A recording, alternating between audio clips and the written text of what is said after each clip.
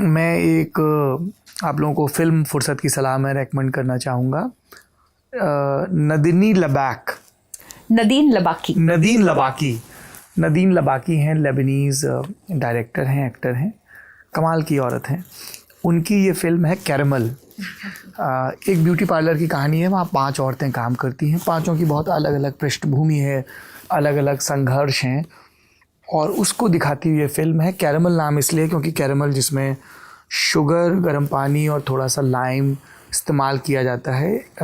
Waxing के लिए wax की जगह कैरमल इस्तेमाल किया जाता है, तो वहाँ से वो नाम आया है। Beautiful film. एंड आज हमने बहुत दोस्तियों की बात की, साझेदारियों की बात की, तो ये एक फ़िल्म है, 2007 में आई थी शायद। हमारी पत्नी की बहुत अच्छी दोस्त थी नम्रता, उन्होंने ये फ़िल्म हमें DVD दी थी, फिर हमने देखी थी। And I never forget that film. बहुत कमाल की ये फ़िल्म है, वो आप देखिए। और किताबों की अगर मैं बात करूं तो घर जैसे, कौन सी किताब मैंने सोची थी? हाँ, देखिए मैं खुद ही भूल जाता हूँ, तो ये हमारे साथी हैं आलिश, उन्होंने याद दिलाई। ट्यूसडेज विद मौरी, ये एक बड़ी अच्छी किताब है। ये एक राइटर हैं, एल्बम नाम है शायद उनका। मैं बड़ा नाम के मामले में गड़बड़ कर रहा हूँ आज। मिच एल्बम, हाँ सही नाम याद। तो मिच एल्बम है, ये एजुकेटर, मोटिवेशनल स्पीकर हैं, और उनके प्रोफेसर थे मौरी। उनके बीच का संवाद है।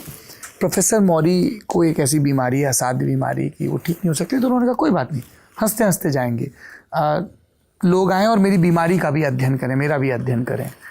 तो वो मिच और मौरी के बीच का जो संवाद है, जो हर मंगलवार को होता था, जिसके लिए वो फ्लाइट लेके आते थे, बहुत कमाल की किताब है। तो ये भी एक अद्भुत दोस्ती है। और मैं बार बार कहता हूँ, फिर कह रहा हूँ, महाभारत ज़रूर पढ़िए। महाभारत सिर्फ घात की कथा नहीं है, दोस्तियों की कथा है। और मुझे उसमें कृष्ण और द्रौपदी की दोस्ती इतनी पसंद है। कृष्ण और कृष्णा की दोस्ती, वो जो सखा भाव है, अद्भुत है वो। तो ये मेरी इस हफ्ते की सीख है। आपकी सीख, आपका गायन, फिर हम क्लोज करें। जी, मेरे पास एक ही रिकमेंडेशन है फिल्म की। मार्जेन सत्रापी नाम की एक बहुत कमाल की लेखिका हैं, जिन्होंने एक ग्राफिक नॉवल लिखी है परसेपोलिस नाम की, जिस पर एक फ़िल्म बनी है।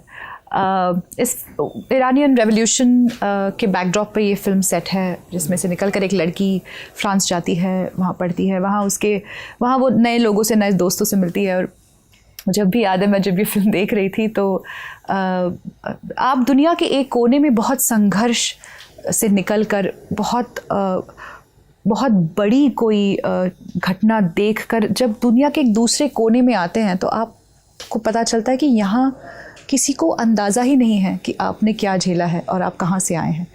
और ये कोई इंसेंसिटिविटी से या इग्नोरेंस से पैदा नहीं होता। आप इतने दूर हो जोग्राफिकली उस बात से कि आपको पता ही नहीं है वहाँ पे क्या हो रहा है। तो वो अपने कंट्री के बारे में और अपने स्ट्रगल्स के बारे में बहुत ही कैजुअली बात कर रही होती है। और वहाँ एक उसके दोस्तों के ग्रुप में एक बहुत ही इंटेलेक्चुअल फ्रेंच लड़का होता है, फ्रेंच बियर्ड वाला। ग्राफिक नॉवल है, तो एनिमेटेड सी फिल्म है, जिसमें वो सारी बातें सुन के कहता है इंटेंस। तो और वो बात वो मुझे इतनी अमेजिंग लगी थी।